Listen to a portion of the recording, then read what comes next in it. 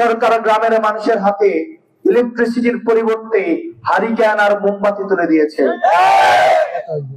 প্রিয় নেসারাবাদবাসী, সরকার দ্রব্যমূল্যের নিয়ন্ত্রণে, লাগামহীন দ্রব্যমূল্যের নিয়ন্ত্রণ, বাজারে বাজারে অস্বস্তি, সরকারি চাকরিজীবীদের বেতন বাড়ানোর কথা বলে ইতিমধ্যেই আমরা দেখতে পেয়েছি বিভিন্ন জিনিসের দাম বৃদ্ধি পাচ্ছে।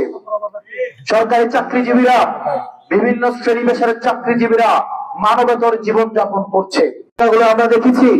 অতীতের সরকার ভোট চুরি করত, ভোটের আগে ভোটটাকে চুরি করত, কিন্তু এই সরকারকে আমরা দেখেছি ভোটের পরে ওনারা ফলাফল চুরি করেছেন। ওনারা একটা ভোটে সরকার গঠন করেছেন, সরকার গঠন করেই আরেকটা ভোটের ফলাফলকে ওনারা চুরি করে অস্বীকার করছেন।